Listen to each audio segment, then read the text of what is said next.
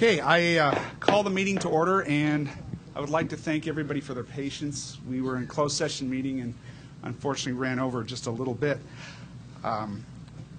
Please stand for the Pledge of Allegiance.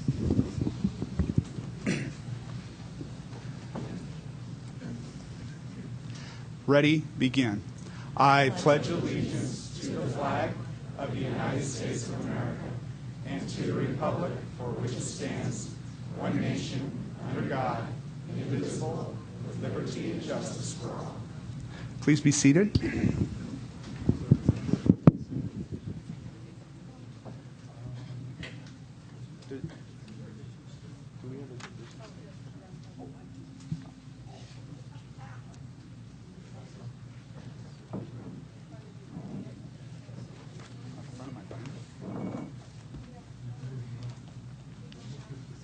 We've got it.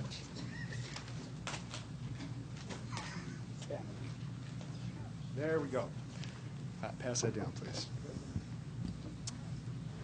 Okay.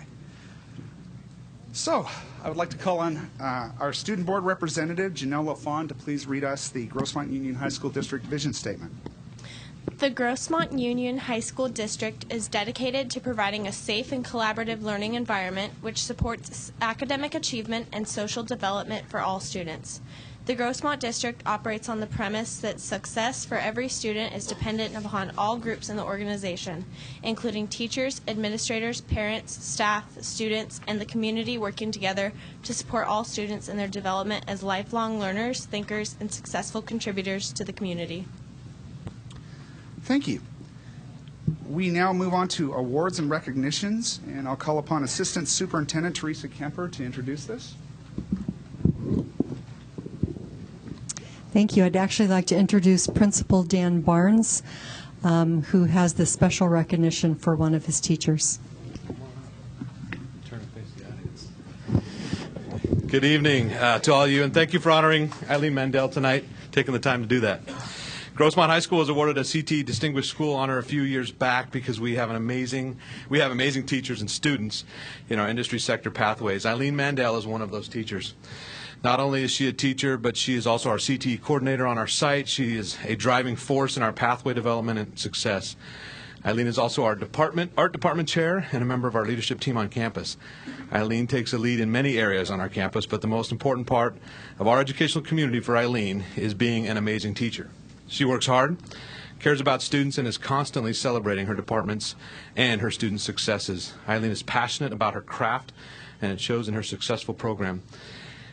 She has done a tremendous job in all that she does and is one of the most deserving teachers I can think of to be honored here today. So congratulations to Eileen for being selected as the Best Teacher 2012 by the East County, California Readers, and quite an honor. Congratulations.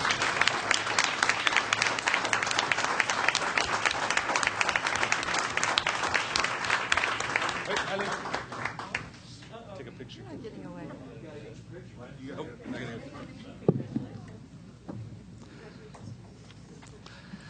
Eileen, on behalf of the Governing Board and Superintendent Ralph Swenson, we wish to commend you on your selection as the Best of 2012 Teacher Professor Gold winner by the East County Californian. You represent the best in a field that is dedicated to helping our youth to discover their potential. Your selection is certainly a tribute to your dedication, hard work, and commitment to excellence. We salute you for your achievement and commend you on the recognition that you have brought to Grossmont High School and the Grossmont Union High School District. We extend to you best wishes for continued success, and thank you for all of your hard work.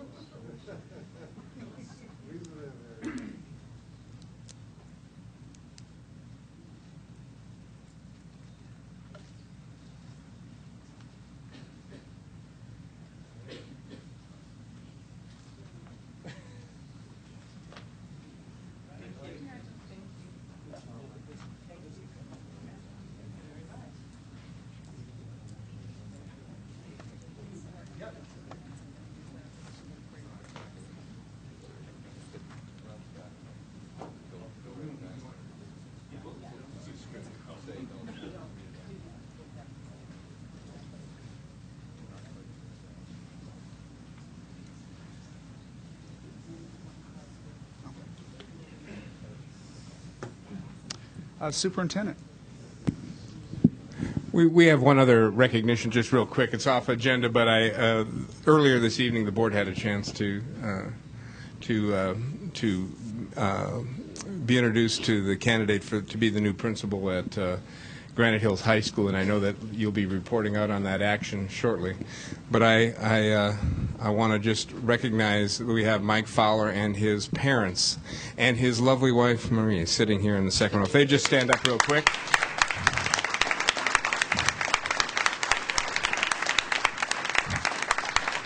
And we will wait for that report out from the board later. But thank you. Thank you. Janelle LaFawn, can you please give us your student board representative report? I'm on the wrong. What? Oh, hold on. Did I? Are we? Did I? You skipped public comment. Okay. I'm sorry. I'll give it Okay, later. we'll come back to that. Yes. I apologize. Communication from the public. Procedure for receiving communication from the public. Members of the public who wish to speak to an item on or not on the agenda must file a speaker card indicating their name and agenda item or subject to be addressed and present the card to Tracy McDonald in the front row, and she will deliver them to the board secretary. Pursuant to Board Bylaw 9323, comments from the public on agenda items will be heard for 30 minutes or, if necessary, at the conclusion of the business meeting. Speakers will be given a maximum of 3 minutes to give public comment. A speaker may not exceed a total of 3 minutes on all items. Board policy limits the total time for public input on each item to 20 minutes. If a member of the public wishes to speak to a board item at the time the item comes up for action, please indicate that on the card and you will be given an opportunity to speak prior to the action being taken if the total public input on that item has not exceeded 20 minutes. Speakers will see a green light displayed on the podium for the first 2 minutes and 30 seconds. A yellow light will be displayed for the final 30 seconds, and a red light and audible beep will let you know when your 3 minutes are up. To be fair to everyone in the audience who wishes to speak, speakers will not be permitted to go beyond the allotted time. Tonight we have one speaker card, so we'd like to invite up Bill Weaver. Can I wait till the item comes up on the agenda? Sure. Is that okay? Yeah, fine. Okay, moving on. Public report of action taken in closed session in accordance with Government Code 54957.1 and 54957.9. Member Schreiber. Thank you. In closed session, the Governing Board reviewed the findings of fact, the conclusion of law, and any written objection to the same, which were presented by staff on student matters. As a result, I recommend the following action. I move to approve the suspended expulsions in cases number 1 through 3. Second. Discussion? Please vote. Oh, my screen's still up. Great. In stipulated suspended expulsions, I move to approve the stipulated suspended expulsions in cases 1 through 19. Second. Discussion? Please vote. That passes? Yes. Because I'm looking here. Okay. Oh. Revoke expulsions. I move to revoke expulsions in cases number 4 through 6. Second. Discussion? Please vote. Public employee matters in closed session, the Governing Board ratified and approved the following principal administrative assignment. Mike Fowler, principal of Granite Hills High School. The roll call vote was 5 yes, 0 no. Woo!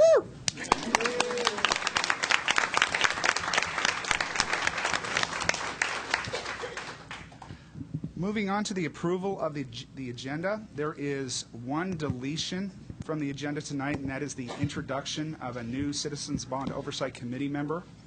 Could I have a motion to approve the agenda with that one deletion? So moved. Second. Any discussion? Please vote.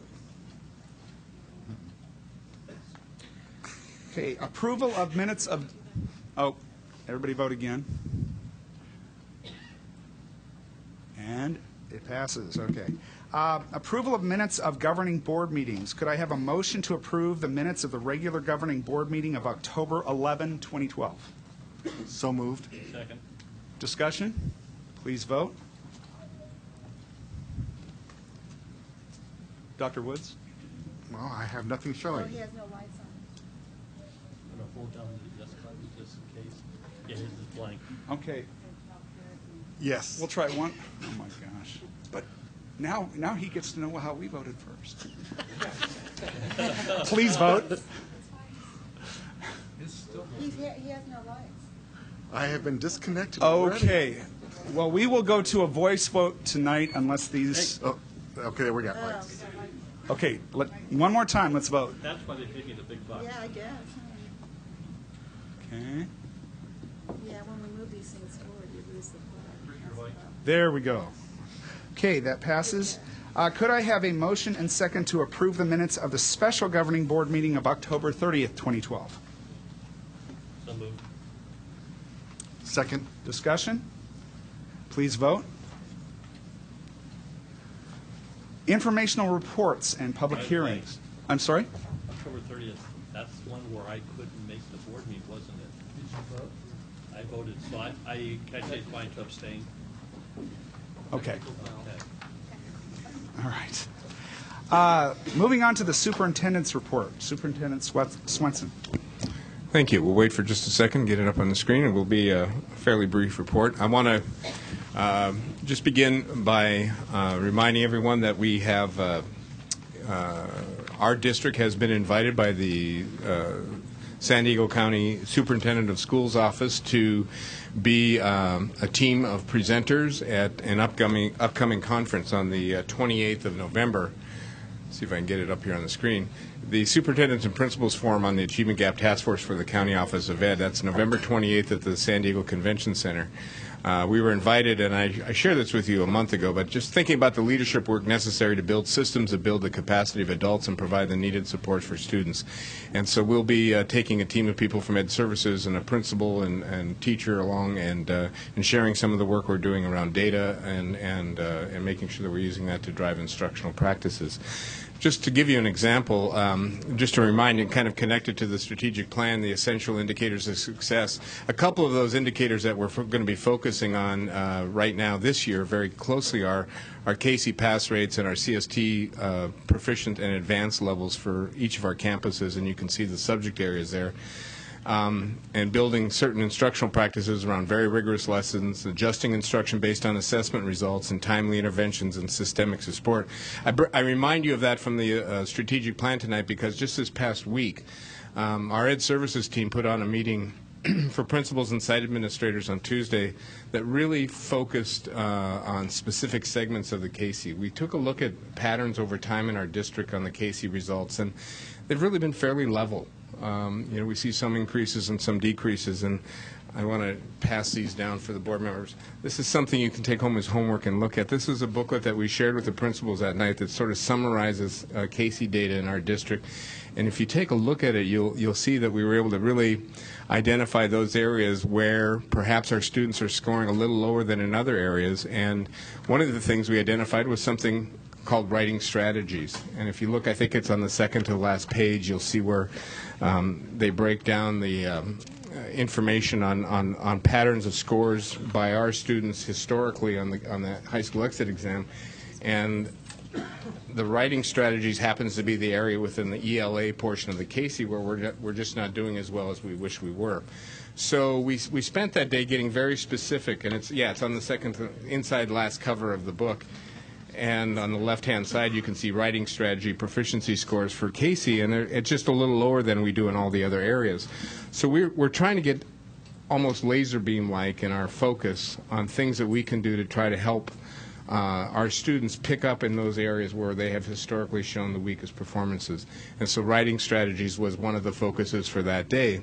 And we've asked our principals to go back and work with our teachers and develop very strategic responses and strategies to try to address that area, because I think it's just going to come down to that to kind of break through to the next level and to the next level of higher achievements for our students.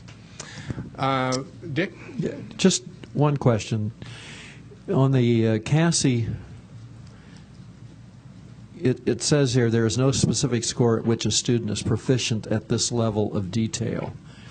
I thought Cassie was pass It is. or fail. And not, pass fail. There's also scaled scores and degrees of performance that can occur for students.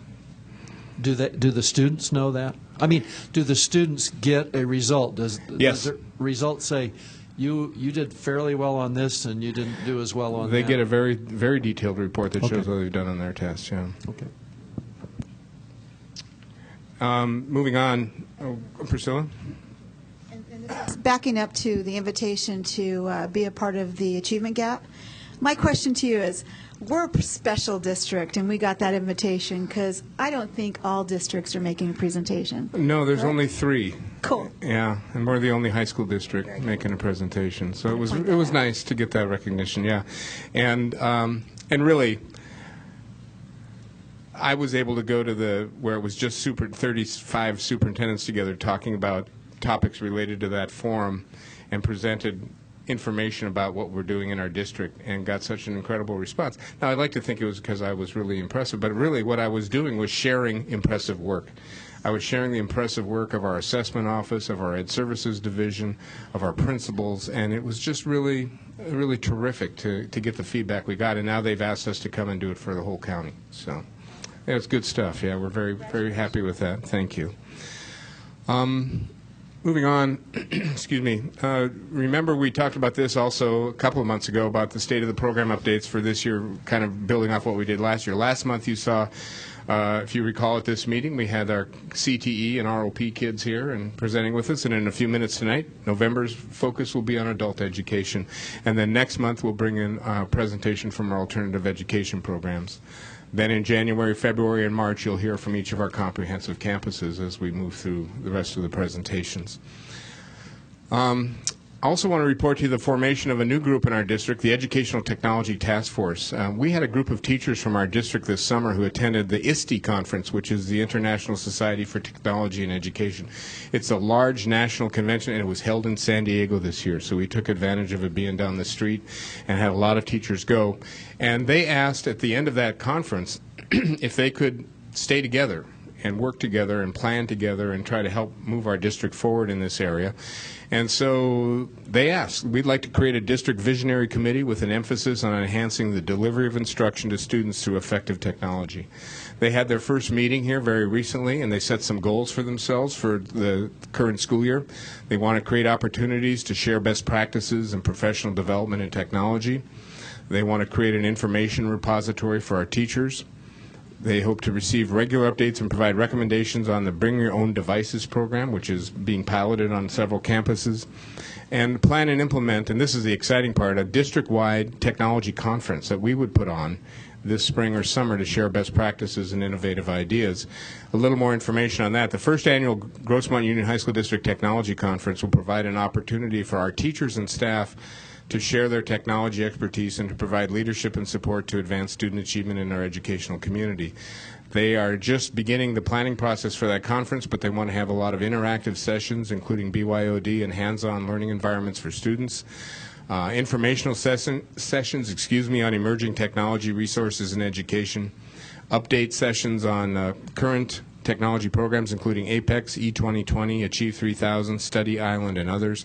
And then they're going to try to have a keynote address, bring someone into a leader in the field, and also hold various panel discussions throughout the conference. And that will make us the eye of the storm, if you will, on the discussion about educational technology in our area, hopefully. So, again, it's an example of something I learned early on when I was a principal.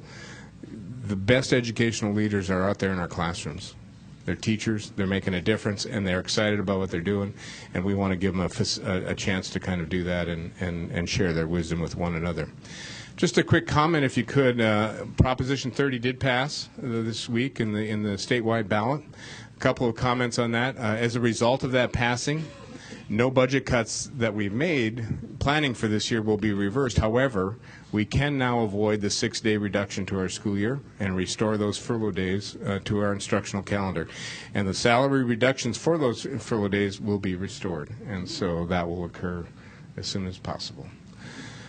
Secondly, we've avoided automatic funding cuts, which is what would have happened. Our reductions would have been an additional $507 per ADA for the current fiscal year. we would be having a very different conversation tonight if Prop 30 had not passed. This would have meant a nearly $9 million funding cut for our district, so we dodged a bullet there.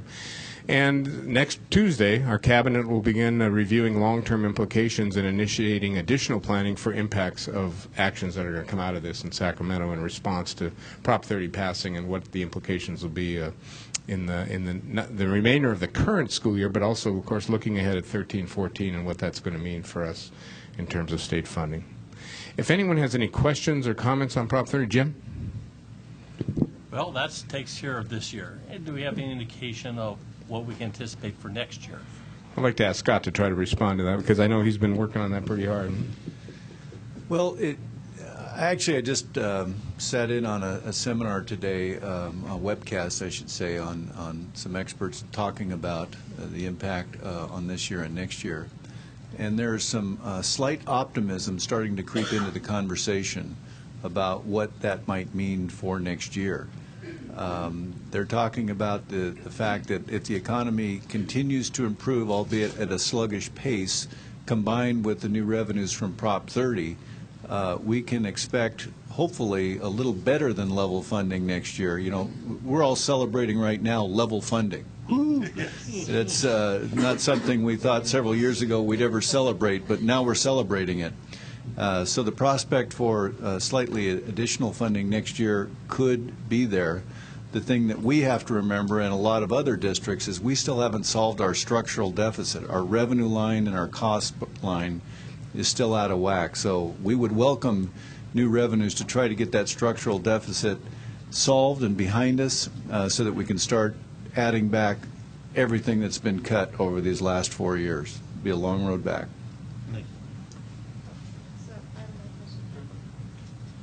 Did they talk about reimbursements to districts in any of the unfunded mandate areas? No, but that's certainly they've got. I was saying earlier, they've got a lot of choices about where they might put any funding increases should they come. There's a lot of what I'll call shenanigans going on at the state level and trying to get out of that whole mandated cost issue. We know about the mandated cost block grant that we just accepted. They're trying to outlaw some of those other impacts that they've made to us, graduation requirements. Really? They're trying to say, for instance, that we've already paid you. Look at your per pupil funding. The first dollars there go toward that mandate. There are lawsuits, lined up as long as my arm, ready to attack that if they really try to implement it. But it's just a function of the dire straits that the state has been in and trying to get out of commitments that are in place. So I didn't hear anything specific today about that. It is a possibility, but like I say, there's COLAs, there's deficit reduction, there's the mandated costs that they haven't paid us. There's a lot of choices for where to put the money when it starts to come back. So we'll be looking forward next to the governor's proposal in January. That'll be our next milepost. And when we talk about 1 year next year, I thought that was a 7-year tax, correct? Did you say 7? Yes. Because I thought 6 at first, but it is a 7-year Right. Opportunity, So, if you will. so what they're doing is they're starting to project if that funding stream, again, that funding stream is just projected, but if it continues over several years, what might that mean for next year? And again, that slight optimism, maybe there's an ability to increase above level funding as the Prop 98 function continues to go. One thing I will say, that Prop 30 passing really kind of insulates education from additional cuts. I can't think the governor would be out there saying, pass Prop 30 because you've got to substantiate, the funding that's given to K-12. Then he couldn't turn around in January and cut us again. So that's why this slight optimism is starting to come into their thinking.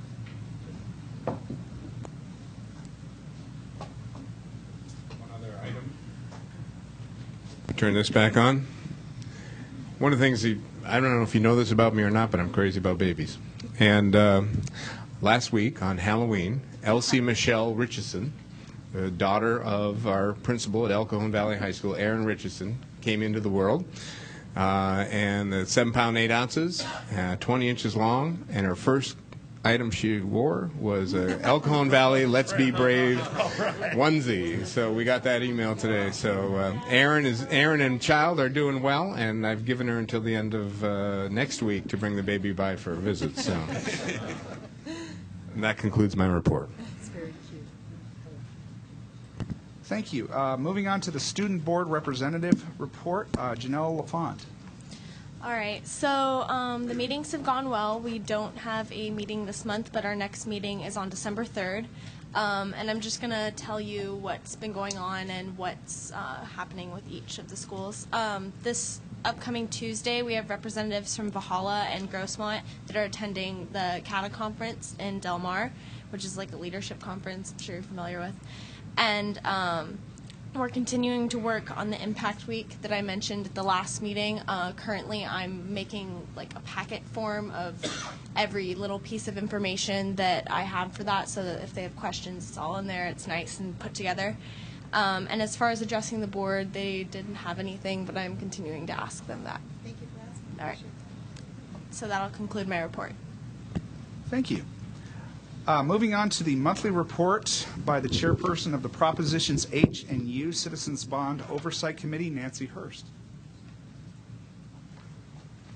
Good evening, board members, superintendent, and cabinet. Thank you for the opportunity to provide you the report on the CBOC's activities.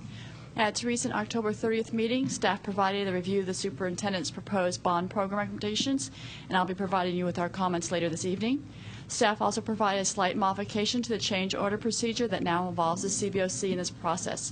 The committee also held its annual election for chair and vice chair, and I've been blessed to stand before you for another year. Penny Hallgren has been courageous enough to agree to stand with me as vice chair for another term. We also had an opportunity to meet Patty Bender, and I saw we changed the agenda, so I'm hoping on working with her, but we'll see what happens. With regards to subcommittee work, the Steering and Planning Subcommittee received an early review of the superintendent's proposed bond review recommendations as well. The Audit and Finance Subcommittee reported on the facts for August and September and reviewed the budget adjustment log that reflected the allocation of the earned escalation from projects to the reserves and then from reserve into deferred maintenance, as well as the transfer of earned risk mitigation into program reserve. It also reviewed with staff the timeline for the proposition compliance audit and expecting an opportunity to see the first draft at its next meeting. Staff also provided information on the identification, qualifications, and use of the district's financial advisor, and this information will also be provided to the full CBOC at our next meeting. The construction subcommittee reviewed what is lovingly referred to as a headache report that identifies areas where issues might be developing, a potential change order log, and a bar schedule timeline. No issues were brought forward to the CBOC. And the construction subcommittee continues to drive the website improvements in preparation of the 2012 CBOC annual report. We recently met with Rick Roberts, who I understand is part of the district's IT team. The subcommittee reported that the website has been vastly improved and will include information on the total payback amount of the bonds if it doesn't already. The CBOC requested the subcommittee look into having the attachments searchable, and they're going back to Mr. Roberts with this request. And this completes my report. Any questions? Thank you very much. Oh, yes, Priscilla. Okay, so the superintendent's recommendation was presented, and you will be commenting later when that item comes up. Is that what you're referring Yes. to? Great, thank you. And then one of the questions that came up at our special board meeting is the financing. And in that question, it was in the parking lot sidebar. One of our constituents talked about how we could overlay the Prop H funding with the Prop U to get a picture of the longevity of those bond issuances. Is that in the works? It is in work, and I think we may have been talking, one aspect of that was to graphically portray the combined effect of the tax rate for both Proposition H and Proposition U on one layer-caked bar chart, if you will, over time, and that we are in the process of preparing that. Okay, I think that would be advantageous for the board as we go forward. And then we had asked, or I had asked Scott, when we exceeded our bond capacity to our taxpayers, was that in the annual report that we had to do that? And I know it's in our bond language if we have to pick up that burden. Unfortunately, subcommittee has not presented a draft of that report yet, so I haven't seen it to be able to make a comment on that. I was just curious if there was any discussion about that. There wasn't a discussion at the full CBOC so far, but I think they're bringing a draft next month. Okay, because I think it's important that we have, I don't know, that's something that probably we might want to talk about, but I think it's important to have that that transparency for our constituents. And I don't know if it should have been in the last report, but I think going forward, I think it's important that they're advised that we had to utilize that clause in the bond language, and hopefully we can get that down with future discussions on the financing or something. Right. So, And we could probably tie in that chart we were just talking about to help portray that. I think that'd be a great idea. Include it in the website as well. Yes, perfect. Thank you. Thank you. Nancy. Okay, report to the governing board on the Proposition H and U status by Katie Wright, the program coordinator. Good evening, Governing Board. Superintendent Swenson, Cabinet. Tonight I have a very brief report, but I want to first start with the finance report. We've expended about $5.7 million last month. You're going to see this number continue to decline for a number of reasons. It's down from a peak of about $14 million. That was an exceptional month, but I'll start making those bigger. There's not a lot of work in the pipeline, so as I said, you're going to continue to see that number go down, and it's a function both of the bond review, we've stopped planning, and also access to cash. So it's really wrapped up in about three or four projects, which I'll go through right here. You've seen this slide. It's just the indication of the approved projects. As we move through the rest of the bond review, we'll have some modifications to this. We'll be giving you details on that later. So the main projects are humanities. That will be concluding in the spring of next year. The Performing Arts Center at Helix is starting to be dried in, and the rooms are starting to be, delineated, and the interior work being completed. At El Cajon, the only thing under construction right now is just the 400 building, which is being punched and buttoned up here, so it's nearly complete. At Granite Hills, the 6130 building is the only thing under construction, and it is nearly complete. And I wanted to let you know about we're cleaning the dirty dirt. That's the top. There's some. Help me, Dina. What's it called? Thank you. In the soil, it's just What's it called? We missed it. Borodine? Chloridine. It's a household insecticide that was in crazy quantities. So rather than export the dirt to some landfill in the far-off places for $500,000, it's being cleaned on site. So it's kind of a goofy operation, but that's our system, and that's required. And here's what it looks like. I just thought you'd like to know how $70,000 is being expended. On dirt. Wow. And then the last thing I have for you is the district office. That's continuing. The site work, the utilities are going in, the grading is starting to take shape on the exterior, and then the interior, the hazardous material has been removed, and the demo is nearly complete there. Katie, yes, I'm sorry. Let's tell them that we're about trying to save our big tree there. You can see in the upper right. Our tree is very much, we want to save it. We're not sure. The arborist is not all that optimistic, but we're trying to route and save it. But essential utilities have to go through that location, and it might damage the root system such that we won't be able to save it. Not desirable outcome, but that's what we're trying to achieve. That concludes this portion of my report. Thank you. Report on adult education by Gary Schwartzwald, Director of Adult Education. Teresa Kemper. Thank you. Tonight is our long-anticipated report about our adult school program. I know people think about the Grossmont Union High School District as just that, a high school district, but we really serve a lot of adults in our community. So Gary's here to talk about that and the program and how it operates. Thank you. Thank you, Teresa. Good evening, and thank you for the opportunity to provide the governing board with an overview of Grossmont Adult School. We hope to share some data and numbers that we think will please you and may even surprise you. Most importantly, we want to relate the heart of what we do and how Grossmont Adult School is interwoven throughout the East County community. Tonight joining me is my administrative team, Tim Lindley, Jeff Meredith, Carol Ochins, Phyllis Ruth, Robin Wiggins, and Brian Wilbur, and my super secretary, Vicki Gagliardi. Grossmont Adult School started on Main Street in El Cajon in 1946. We've been part of the Grossmont District and the fabric of East County for over 65 years. Currently, we have 5 adult school centers, but we offer courses in over 100 sites throughout San Diego County. Now for some numbers. If one of us lived for 2 million hours, and I know that's a goal for some of you. We would be 228 years old. Last school year, our 241 teachers served over 33,000 students in more than 1,900 classes. Our teachers had over 2 million student contact hours. Can I ask a question while we're there? Is that okay? Of course. Just real quick. We're down, because I thought we at one time had like 40-some thousand 50, wasn't it? Our enrollment in ADA is down just about 20% since the 2008-2009 school year due to funding. Okay, thank you. Grossmont Adult School serves more students than all the other sites and programs in the district combined. The ages of our students span over 80 years. As you'll see, we serve students for credit recovery as well as senior citizens. Our students include the homeless, the unemployed, as well as the employed, and we serve many district employees, including Debbie Peterson, Tracy McDonald, and Eileen Mandel, who you honored earlier tonight. Eileen also teaches for us. We serve refugees, active duty military, and veterans, and we serve correctional inmates throughout San Diego County.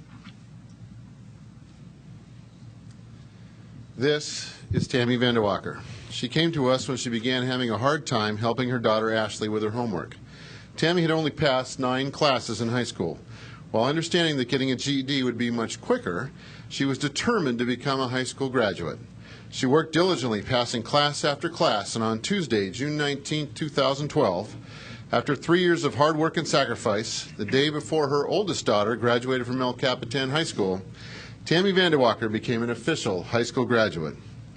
Last year there were 112 graduates, and every one of them had their own story of obstacles they'd overcome. We are more than just night school. We are a second chance.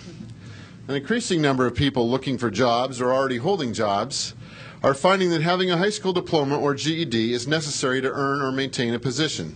We offer high school diploma and GED classes 11 hours a day and GED tests 10 times weekly, helping more than 1,000 members of our community to become positive, contributing members of society.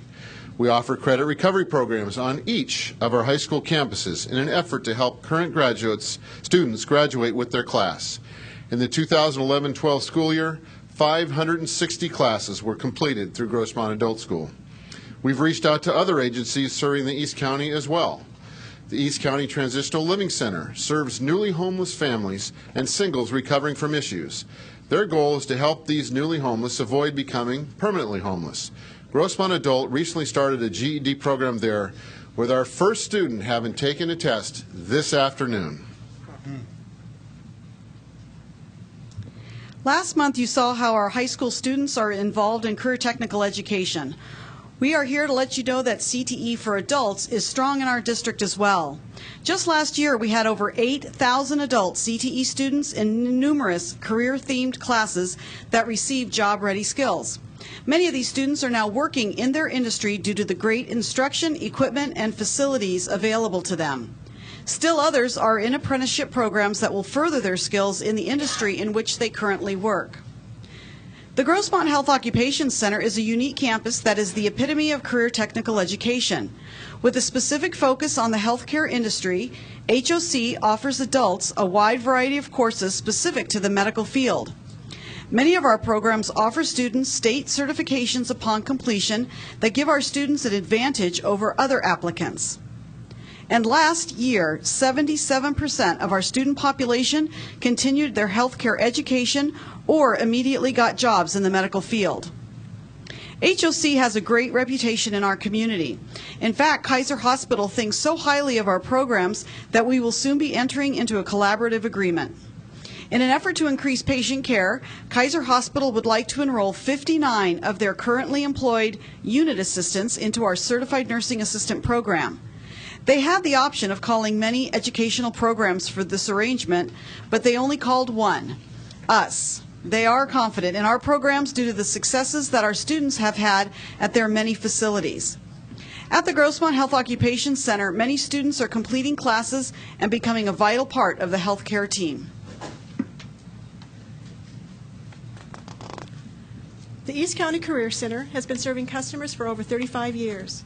Economic times are tough, and over 2,000 customers per month turn to us for workshops and classes to enhance employable skills. Each customer meets with an employment advisor to develop and best plan their plan for gaining employment. ECCC has on-the-job trainings and internships for adults and youth. One example from our youth program is Tara Gray, who was placed as an intern in Jim Kelly's office, and she was so appreciated that he hired her after high school graduation. And she's fantastic. Thank you. Thank you. Ring that bell. Each time a customer gets a job, the office staff rings the bell. Everyone knows that this is good news. One of our most recent successes is a customer who attended Grossmont Foothills Adult Center and received her GED at the age of 40. She came to ECCC because she had lost her job. She attended the career change and job search workshops and began working with employment advisors. Because she had her GED, she was able to enter vocational training to begin her health career as a certified nurse's assistant. She was hired in her new job July 2012. Ring that bell.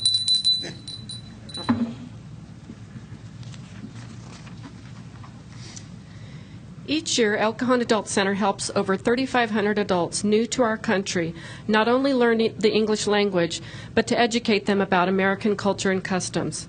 Classes are available at 19 different sites, ranging from Blossom Valley to Spring Valley to Santee.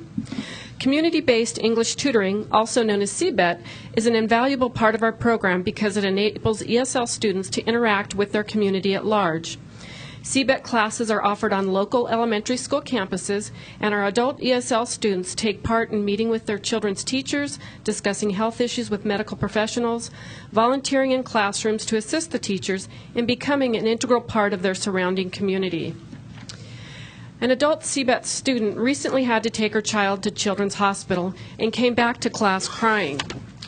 She wasn't crying because of her child. He was fine. She was crying because she was so grateful to have the English skills needed to communicate with her child's doctor. This is just one of the many success stories that I could share with you.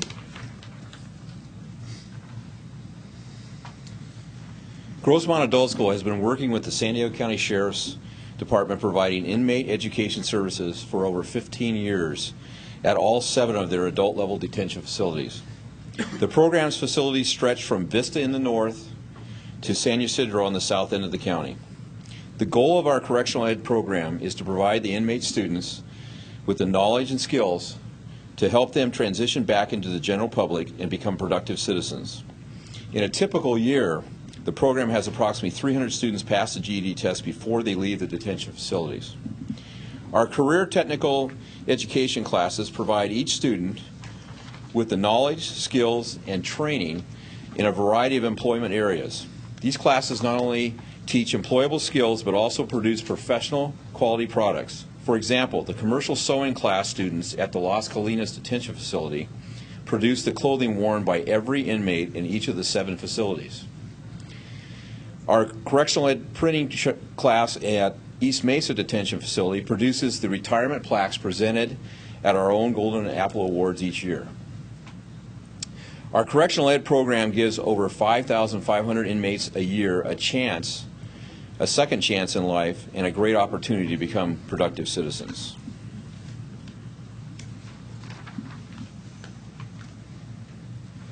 With over 2,000 students enrolled in our computer classes, we have a class to fit most every need. We've recently converted one of our PC labs to a Mac lab so we can provide classes for both Mac and PC users. We offer classes for all ability levels. Beginners often have had no previous computer experience. In fact, they may have never turned a computer on. Students looking for a new job or job promotion take our Word, Excel, or QuickBook classes. Keeping up with the latest in social media is important. Many of our students have children and grandchildren on Facebook but don't know how to access it. So we put together a series of social media classes on Friday mornings to help them communicate with family and friends. In addition to Facebook, we offer LinkedIn, Google Documents, and Twitter. If your children or grandchildren use social media to communicate, you're welcome to join one of our Friday classes. Feedback from our students has been consistent and very positive. There are very few places in the county that an adult can go for instruction on the basics of computer operation. Grossmont Adult School meets that need. When you're going to have a child, you know that your life's going to change, but you don't really know what that means until your child arrives. Grossmont Adult School is vital to new parents. Our award-winning parent education program assists hundreds of families to learn the skills and techniques to be effective parents and prepare their children for the future. The Parent Ed teachers offer an annual event called Family University, which is held on a Saturday in May. Hundreds of families in the community come together to participate in guest speaker presentations, interact with El Cajon police and fire departments, attend a children's book fair, create hands-on craft activities, and play age-appropriate games at the carnival-like event.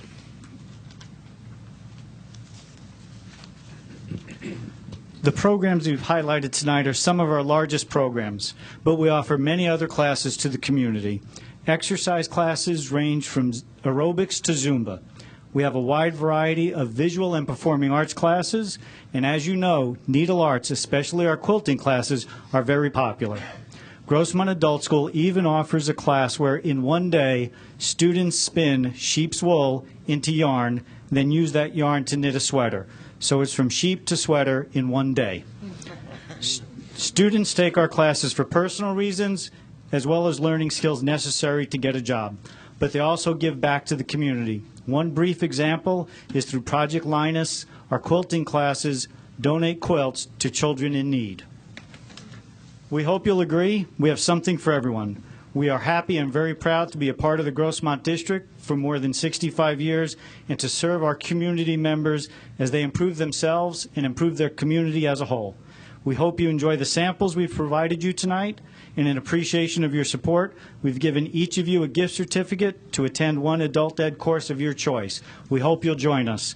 Thank you for your support. We greatly appreciate it.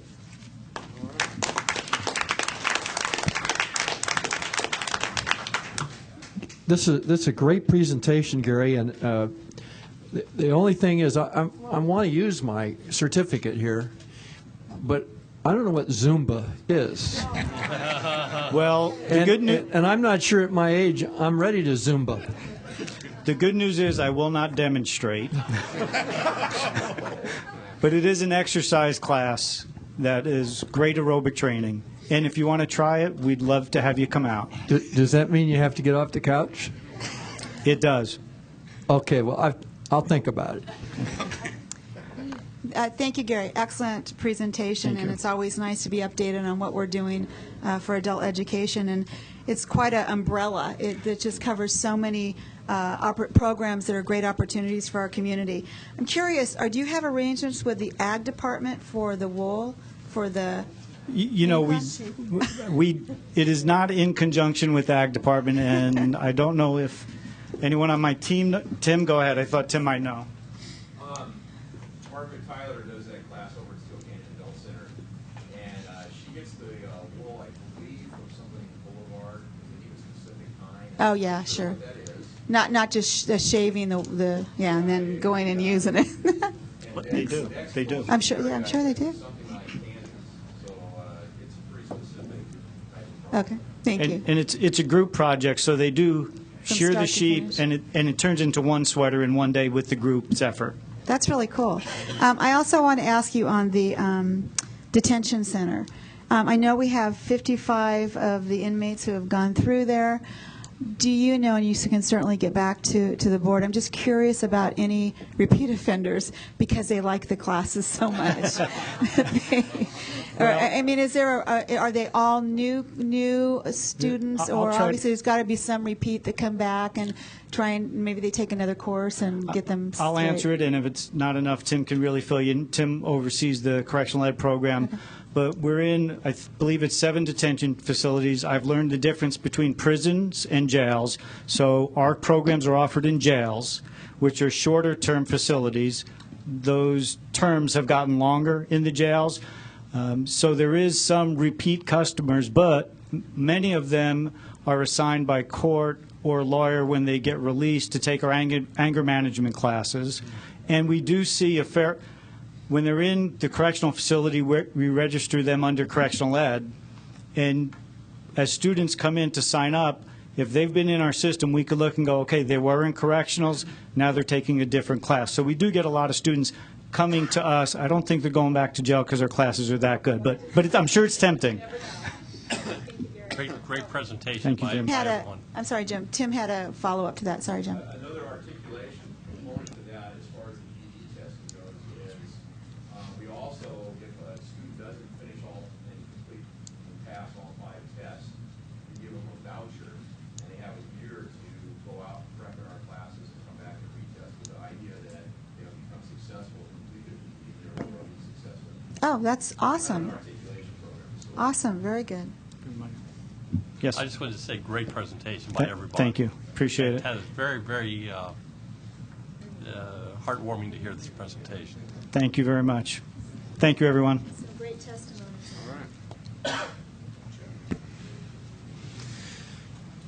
Okay, we move on to action items, public hearings, and discussion. For business services, number 1, authorization to modify bond program and implement superintendent's recommendations 1 through 18, attached as outlined for bond program planning. Could I have a motion and second to? So moved. Second. Let's see, Superintendent Swenson. Oh, I'm sorry, did I miss something? Oh, correct, thank you. At this point, we will invite Bill Weaver to speak.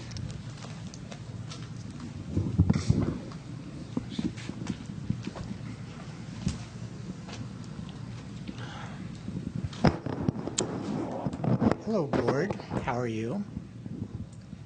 I was at the CBOC meeting. I was at your special board meeting, so I was privy to the finance questions and observed and listened to the CBOC.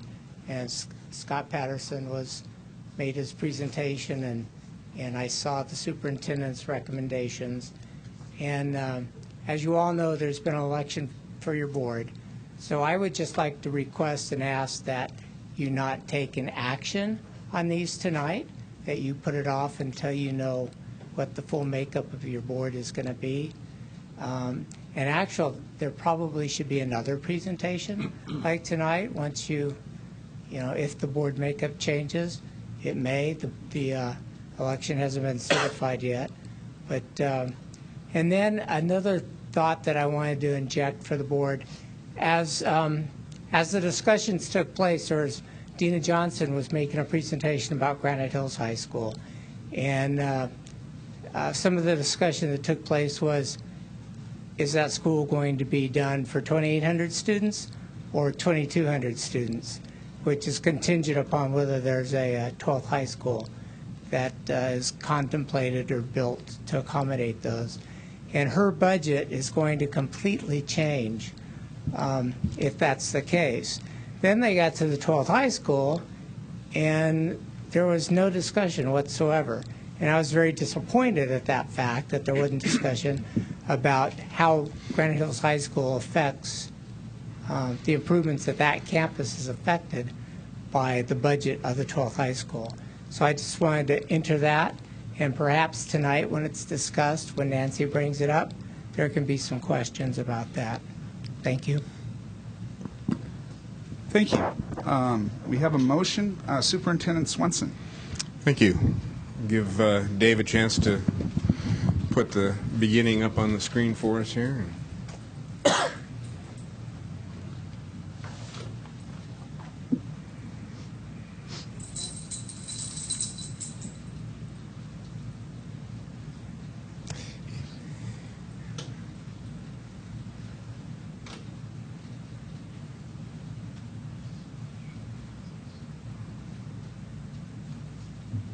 Perfect. Thank you.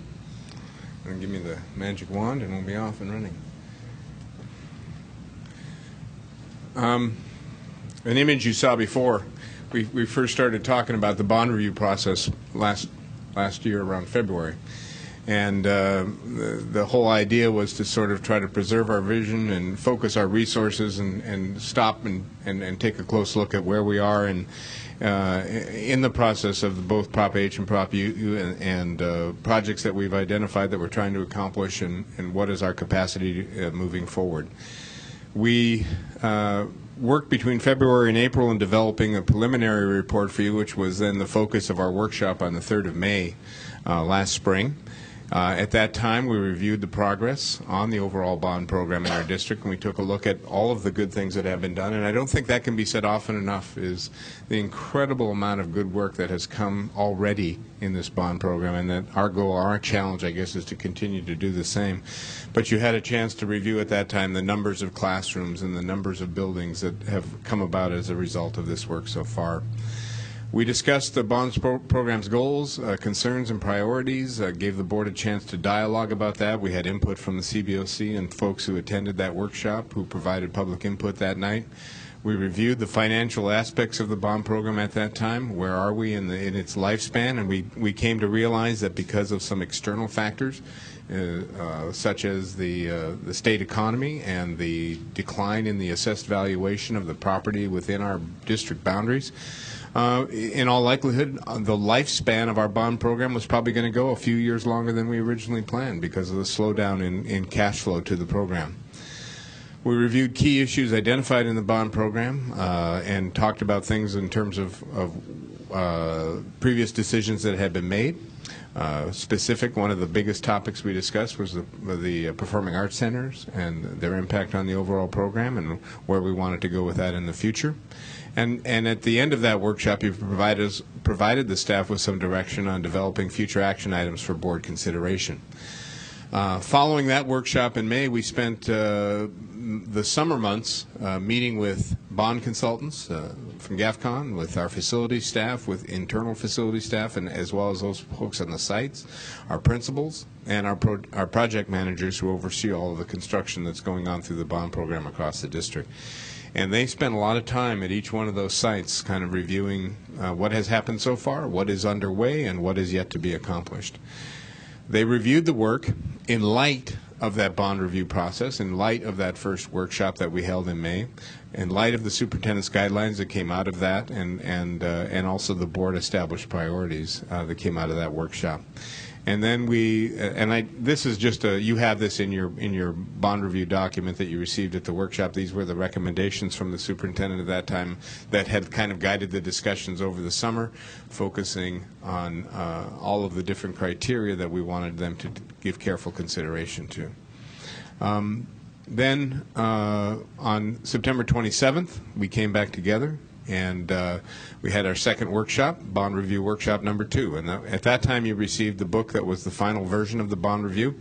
Project managers, who are all here this evening as well, provided you with reports about their efforts on their campuses and gave you a chance to see where they are and what they have done so far and what they're dealing with on their campuses. And then we developed a set of 18 recommendations/action items to be finalized in preparation for consideration by the CBOC and recommended to the board for action today. And so that's kind of where we are, and that's the process that has gotten us here. If you remember, at the end of that workshop, I walked through those 18 recommendations with you, and after that point, we've gone forward and asked for additional work to be done in terms of fleshing out the language on those. And at that point, I'd like to invite Katie Wright to come forward and help us as we go through each of those 18 recommendations.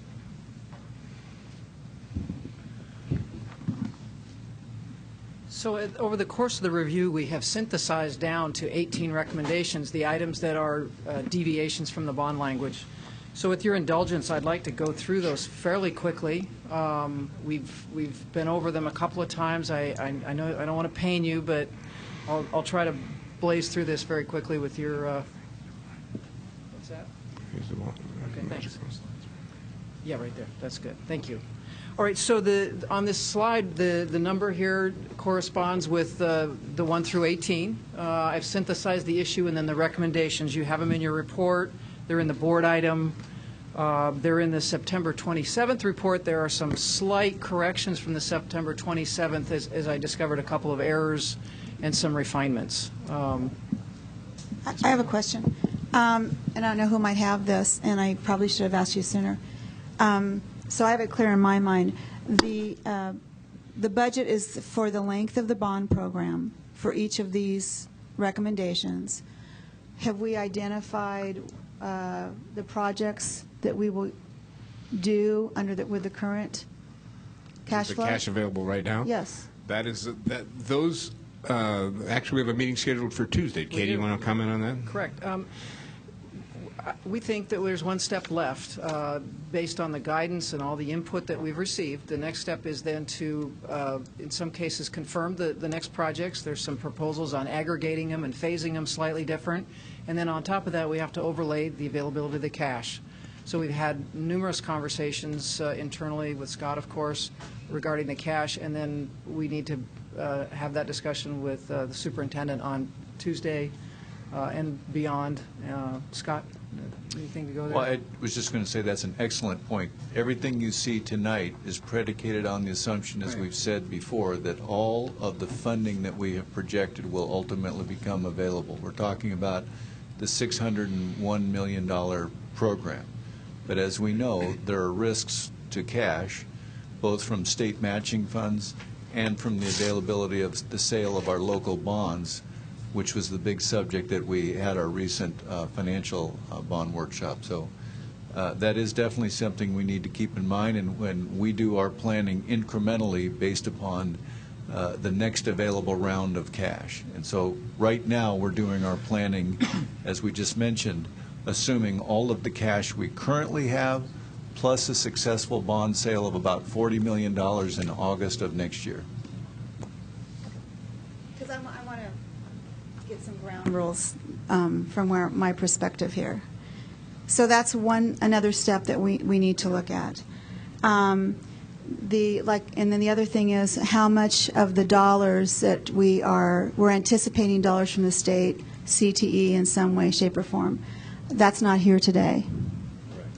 So that needs to be overlaid with this process, I believe.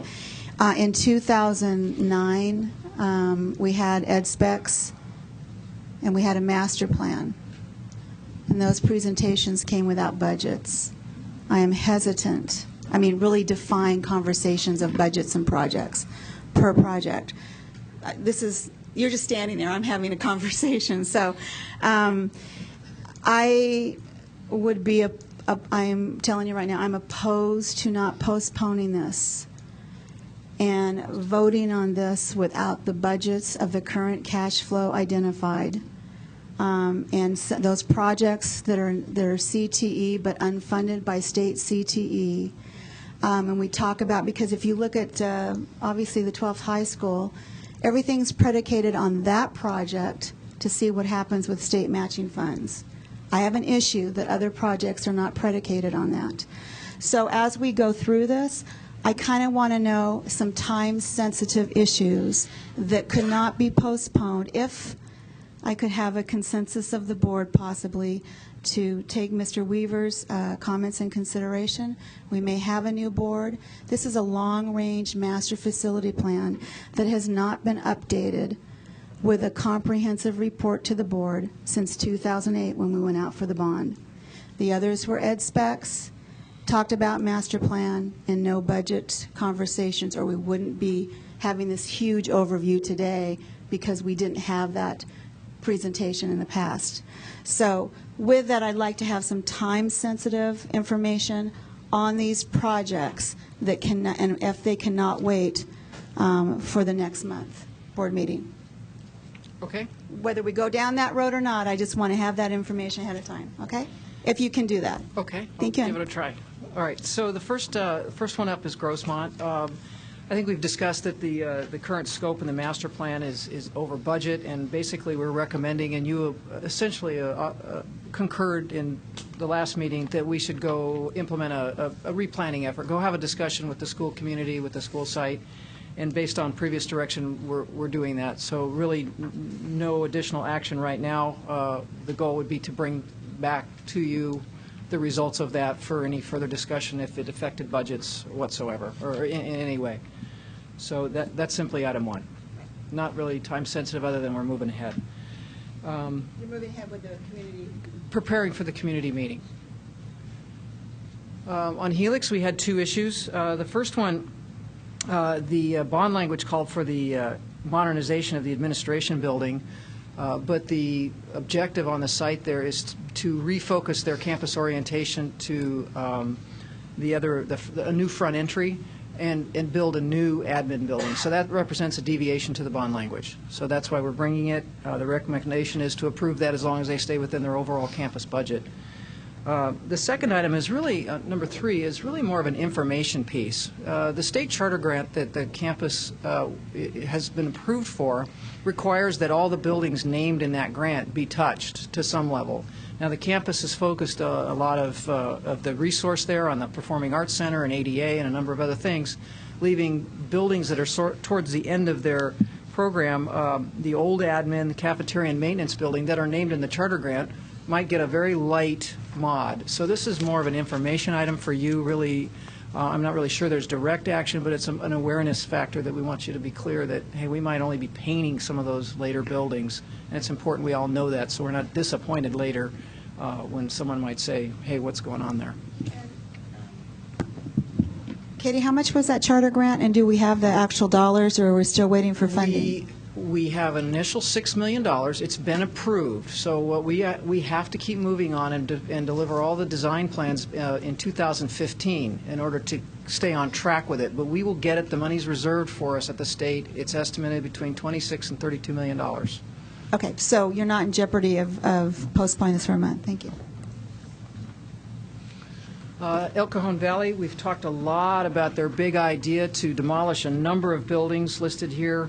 And create a new multi-purpose, a new kitchen, and aggregate a bunch of different outbuildings into one larger building. It's a fantastic idea.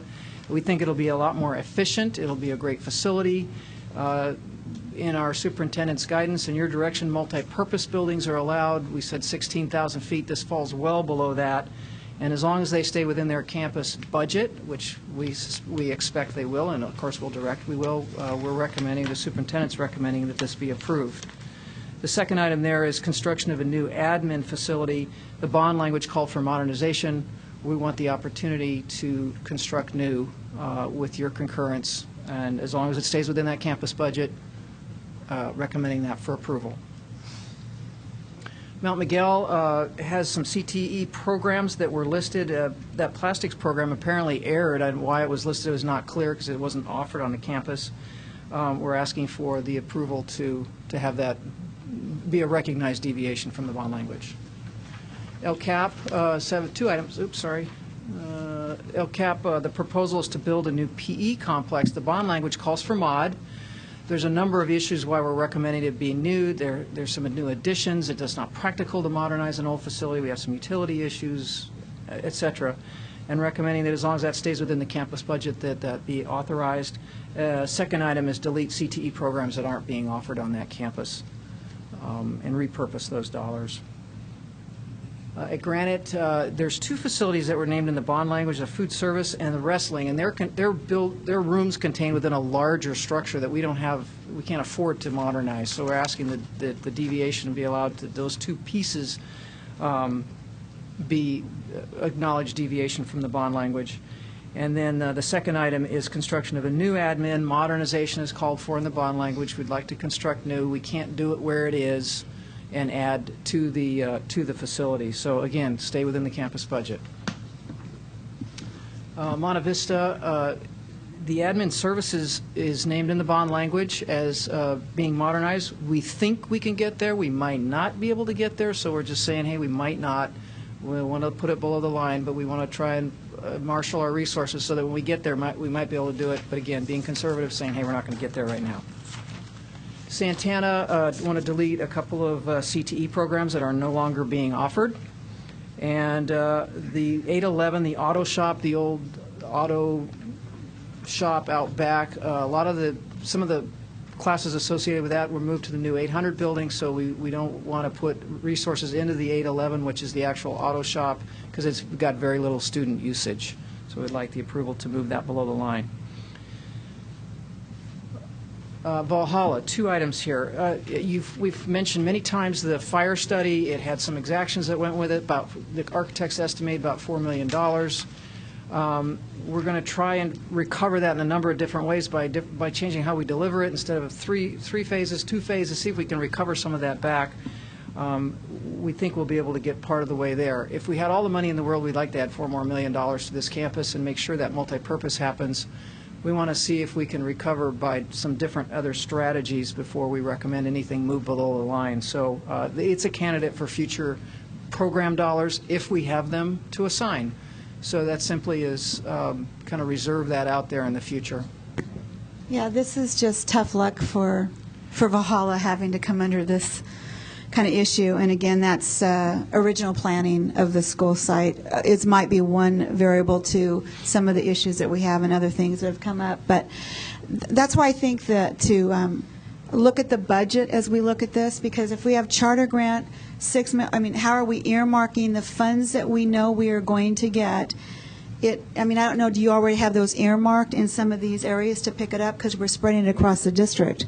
We're not. Each campus from 2008 has their assigned budget, and we're staying within that budget, assuming all these different funding sources come in. Some were lower, some state monies were lower in some categories and are higher in other categories. And so okay, so the charter grant's not a new thing. It's part of the original. I'm sorry, yes, I was it is. It's part of the 601. Okay. It is. Sorry, thank you. The second item on Valhalla is the auto shop. It's not being utilized right now. They want it to fall below the line. If they can regenerate the program later, then so be it. SHAP. This one's we've struggled with. It was as an understatement. The recommendation is that the two new buildings that are CTE classrooms should be constructed along with the infrastructure, and that we would bid that as soon as reasonable next year. If the budget is not adequate, depending upon the bid climate, there is a line item in our budget for CTE, and we'd like to allocate additional dollars to that. But we've qualified, and we're in the money at the state for $3 million. We'll get $3 million in state money for building that building. We won't get that if we don't build it. What it means is the balance of the campus falls below the line, and in the bond language, the whole thing, all of that was in the bond language, but the budget didn't support that. So we had to obviously identify that. The new high school, last item. The current budget, or the current estimated cost is $80 million, but there's $65 million is what's been carried and what's approved in the bond program. So the recommendation is that the $65 million budget in today's dollars, there is escalation in the program, be retained, that we do continue to work on the Army Corps and the LAFCO permitting and bring it back to you for execution. It would be, frankly, a waste of money not to do that. We've spent a lot of resources getting this far, and we're right on the edge. We want to acknowledge the withdrawal of the building design plans from DSA and essentially place the project on hold until the numbers get where they need to be to change that direction. So that concludes my report. You could invite Nancy to come forward from CBOC.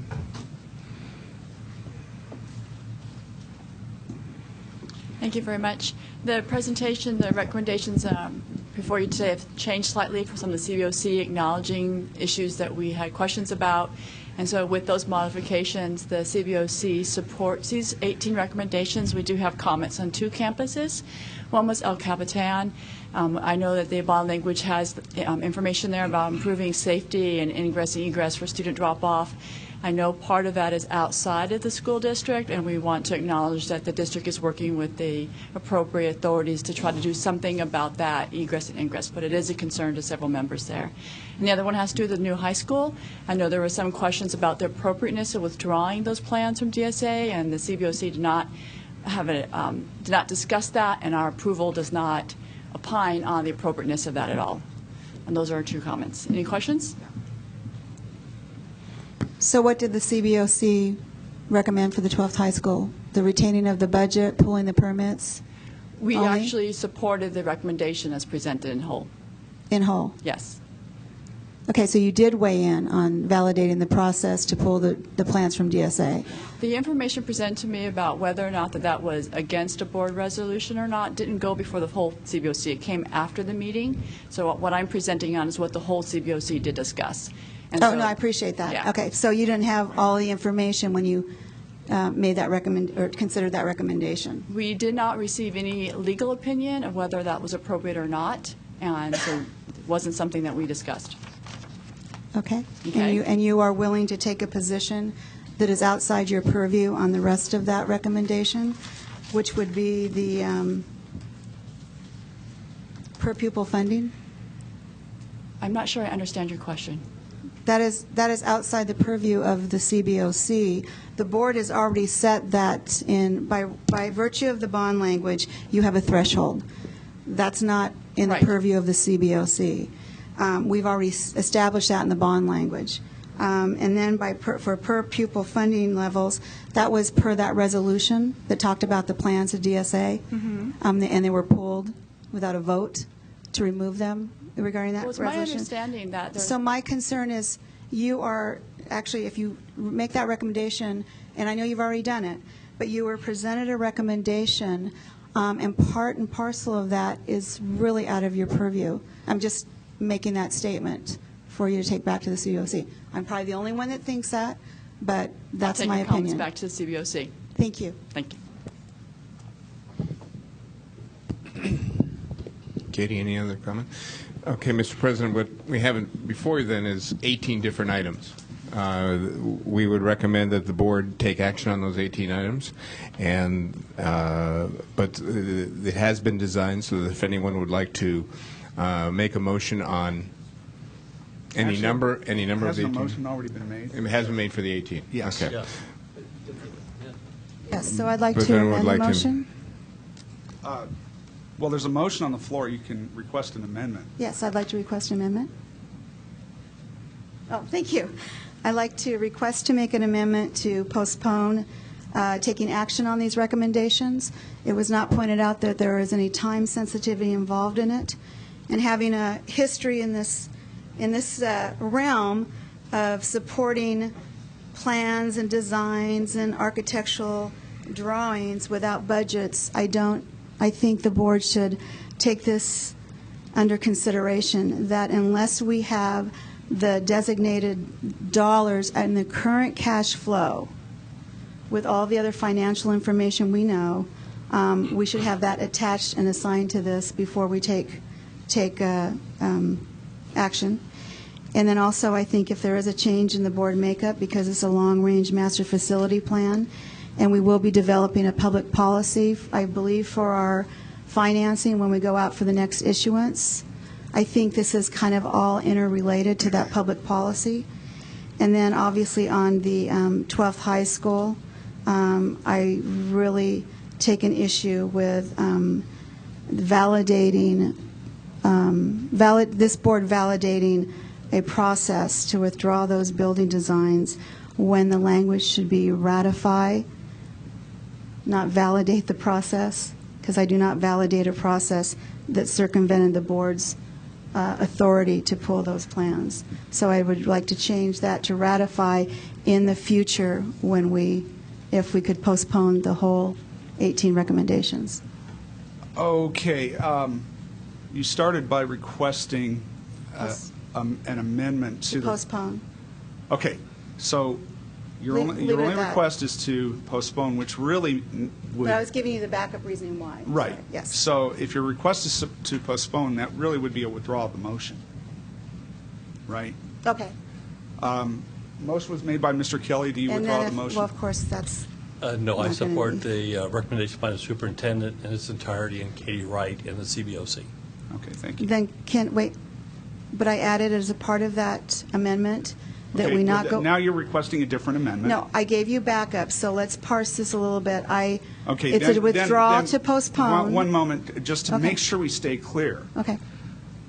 Please isolate what your request of amendment is. Well, I had quite a few in this. Right, I know, and then make your Okay. argument, because So we can't be writing down 5 minutes. Okay, if it's a matter, of the stuff. postponement was, we cannot go for the postponement. He would not so withdraw the motion. what is your requested The second amendment? is that we do not, I'm sorry, what was my second? Thank you. I'm confused for a minute. Confused for a minute. No budget. I would like to amend 18 on the new high school to replace the word validate with the word ratify. Okay, is that what you're looking for? Well, I was looking for that and then take out the... Okay, one at a time. Yes. Mr. Kelly, are you in agreement to replace the word validate with ratify? What's the significance of that, Mr. Hoyt? Well, I think that Ms. Schreiber is correct. We passed a resolution, or we made a decision as a board to submit the plans to DSA. Those plans have been removed. Validate implies that we're okay with those plans being removed without our knowledge or authority. And so I wouldn't use validate, I'd use ratify. We can now say, okay, you did it. We may not like the fact that you did it in that manner, that you did it without board authority, but we would be willing to ratify it after the fact. That's what I think the difference is. Validate implies you agreed with it at the time and the way it was done. Okay, I accept that amendment. Okay, so the amendment will be amended to change the word validate to ratify. Yes. Okay, thank you. With the 12th high school, I'm By sorry. the way, is that the entire amendment, or we're going to add more to it? No, she's requesting additional amendments here. Okay, because there's a lot. Should we vote on each one individually, or We just have to as vote on one each. big? Oh, okay, could I have a second to that amendment? To ratify, change the word to ratify. Second. Any further discussion on that one? Please vote.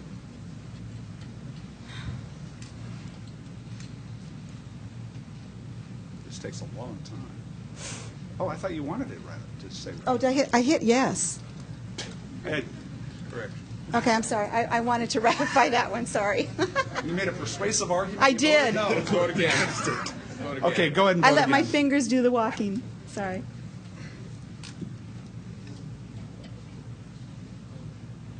Okay. Okay, thank you.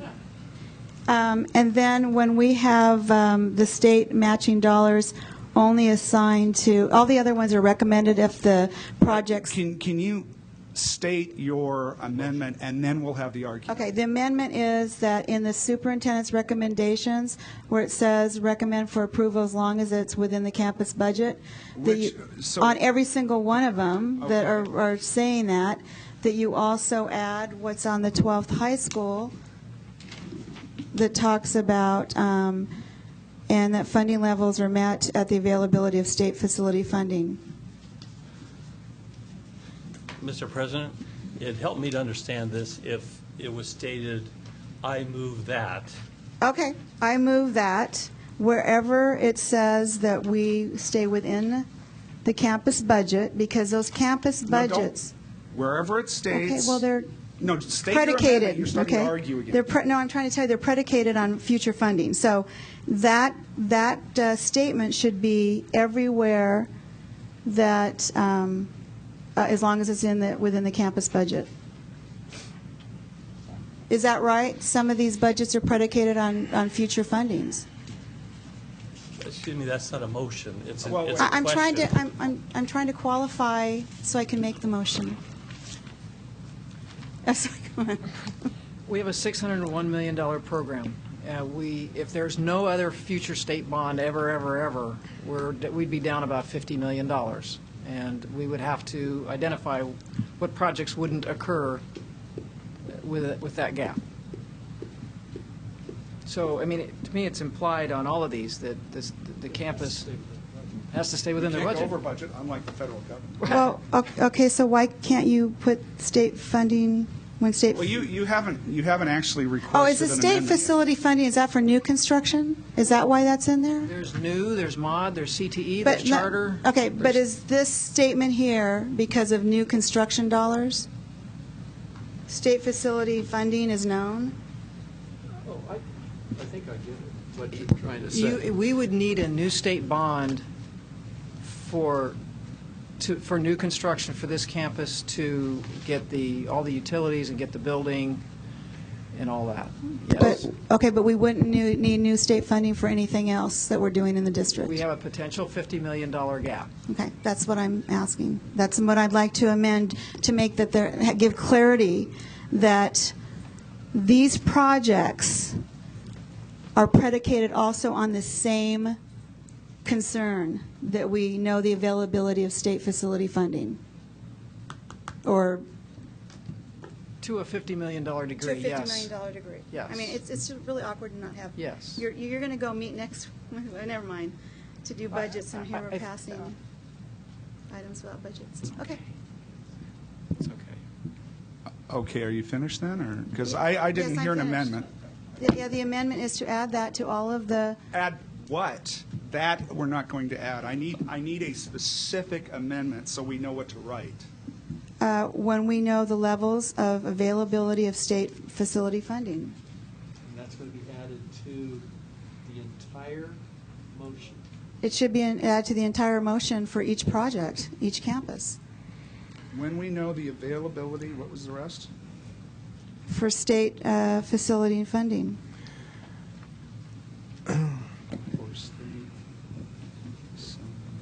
I mean, I know that's already estimated. Perhaps. You're going to meet next week about what? This is wordsmithing, I think, more than anything. Cash flow. I think a lot of what you're saying is implied in here, and what you want is it stated in here. Is that correct? If it's stated on one project, it should be stated on all the other projects That it applies to. that it applies to. If I may, I think But we the don't know reason that some of the schools have the statement, if it fits within the existing campus budget, is that in a couple instances, we've alluded to the idea that we may want to bring forward a potential budget adjustment. I think the underlying theme on all of this, again, is that all $601 million is going to be available. If it's not, we need to get back to you with recommendations about what projects might be affected. But we don't know that yet, so we haven't tried to put that on the table yet. Then the other aspect of what you were talking about is the incremental program planning that we're going to be doing subject to cash flow, and we intend to bring that back on a regular basis to the Board Bond Subcommittee. Okay, so I'd still like to have that amendment, not just an assumption that this is, it should be on, the same language should be on all of the. So would it be helpful if we said something like, assuming access to the entire $601 million program funding budget that we've predicated this on? Is that what's meant in the 12th high school? It's meant throughout all of the Okay, schools. So I was just saying, if it's stated there, it should specifically be stated on all of the other projects it pertains to. Wouldn't it be easier just to have a statement for, we've got one motion now, as amended. Wouldn't it be easier just to have a statement that all projects are based on, and I'm not good at doing the wording, so somebody needs, is predicated on $601 million. Mr. President. Let me suggest what might be a simpler solution. I assume your objection is primarily consistent wording within this document. Is that correct? Why don't we just delete the words, and the availability of state facility funding is known, and then we will be consistent throughout the document from item 18. Would that be, I propose, or I move, whatever it is, for an amendment to delete the words, and the availability of state facility funding is known from item 18. Could I have a second? Second. I accept the amendment. Okay. Any further discussion? Please vote. What are we voting on? The whole, No, just that amendment? to delete those words that I just said. Right. Just want to make sure we're. Okay. Any further discussion? No, I'm done. Hearing no further discussion, I believe it's appropriate to vote on the entire motion as amended. Okay, please vote. Mine's not flashing. It's not letting me. There we go.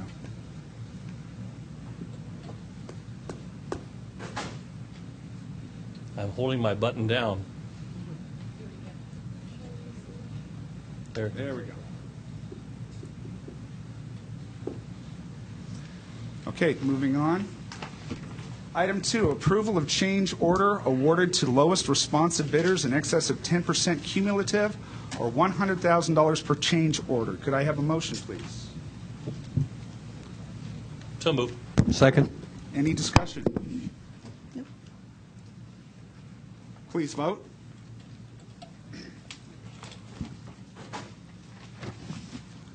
Item 3, ratification of change orders approved pursuant to Resolution 2012-72. Could I have a motion, please? I'm sorry, which, So moved. Second. which one are we at? Item 3, Oh, we're the list of the change orders, okay. any discussion? Please vote. Item 4, approval of monthly budget overview for the period ending September 30th, 2012. Could I have a motion, please? So moved. Second? Discussion? Just the same question I ask every time. Are Steel and Helix doing okay? I mean, 30 Yes. passed, and that's good for them. Right, and we talked, I think, at a recent meeting about the fact that one of the schools had planned for it and the other school had hoped for it, and so it turned out okay in both counts. Okay. I would like to just note, though, that this budget is reflective of the assumption that Proposition 30 would fail.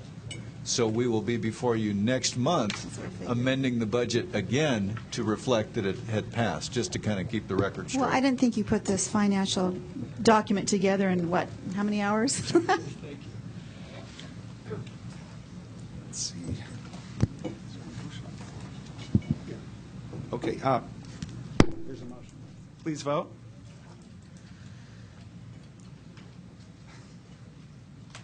Okay, the motion doesn't pass. It's 1 yes and 4. I hit yes. Okay. What's behind? Motion passes What's 5-0. behind that word?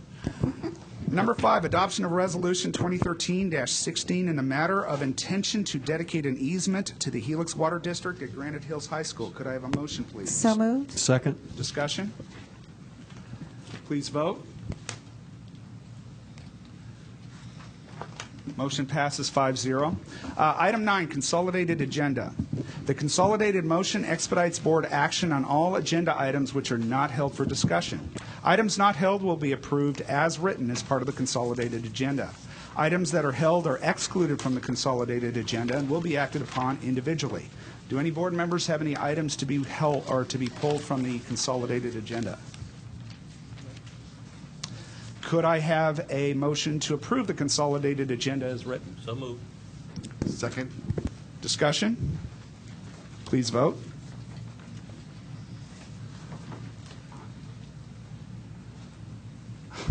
Let's vote again. No. No, these were purchased from the lowest bidder. There we go. Motion passes 5-0. Board member reports. Would any board member like to give a general report? We'll begin with Janelle LaFont, if you'd like any. Okay.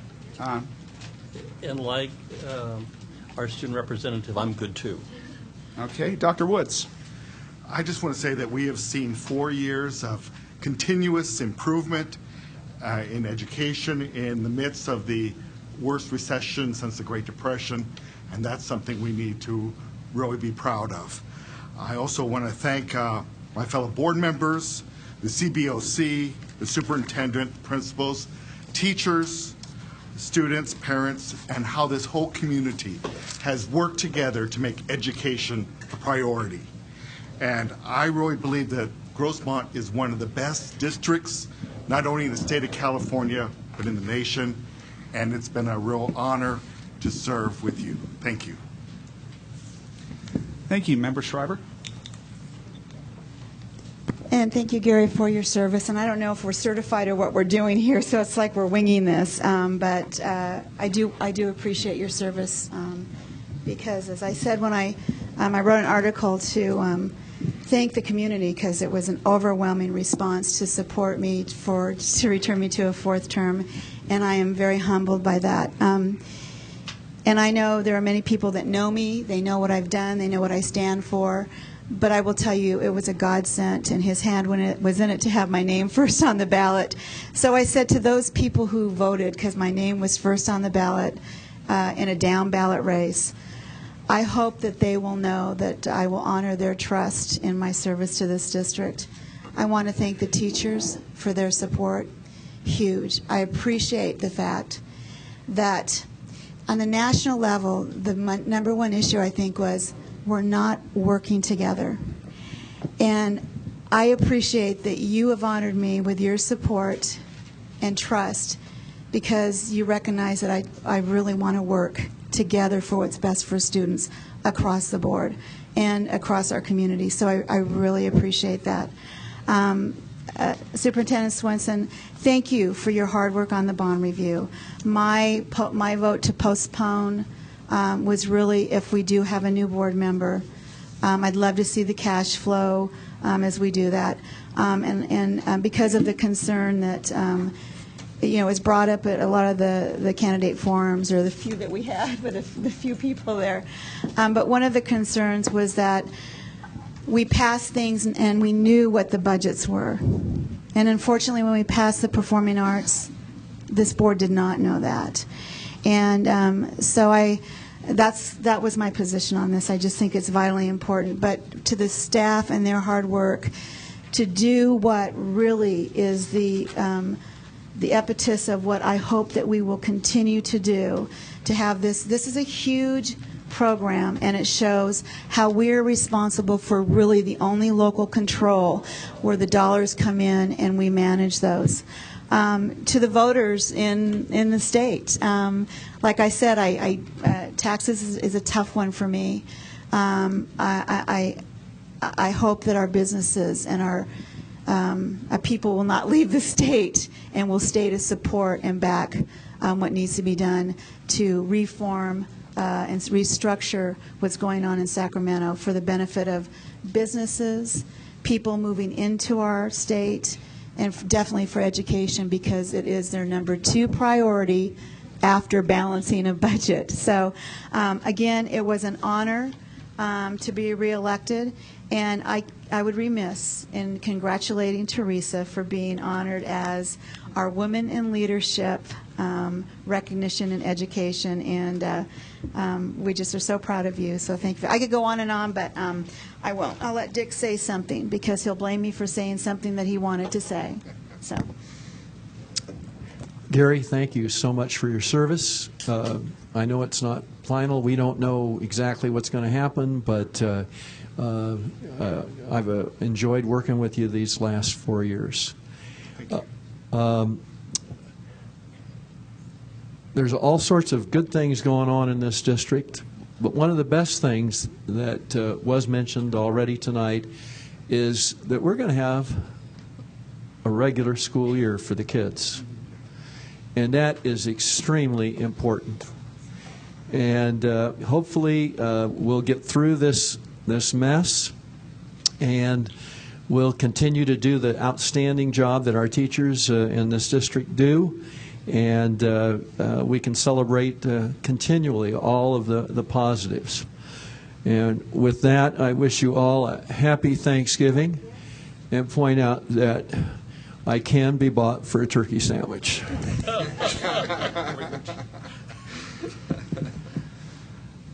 I would be remiss if I didn't personally thank Dr. Woods also for his service. It has been an honor and a pleasure to serve with him on this board, and I appreciate the manner in which he has fulfilled his service in this district with honor and integrity, and I really appreciate working with you. Our next board meeting will be held on, regular scheduled board meeting will be held on Thursday, December 13th, 2012, right here. And we will recess for 5 minutes and reconvene in closed session. You look happy. She just got back from the